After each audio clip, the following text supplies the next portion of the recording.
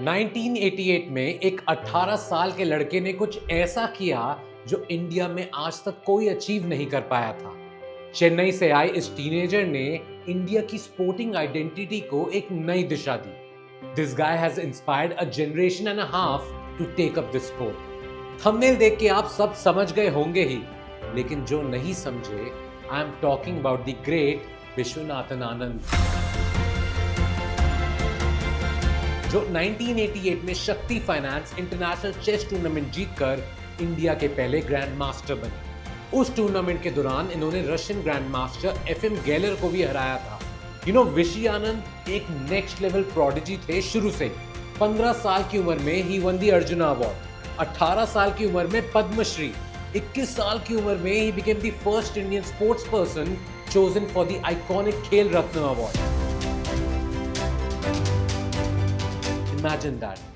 What were you doing when you were 21? Khair, 10 years later, he was given the Padma Bhushan in 2001.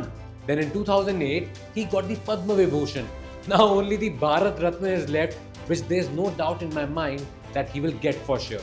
But before Vishy Anand became this huge thing, chess us era mein was dominated by Soviet grandmasters. But Anand's speed, his fearless intuition earned him the nickname Lightning Kid.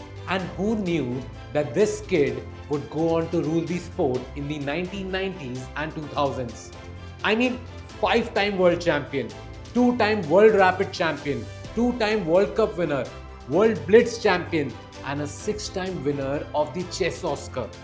Alexei Shirov, Vladimir Kramnik, Vasilin Topalov, and Boris Gelfand जैसे दिग्गजों को हराकर he became the best in the world.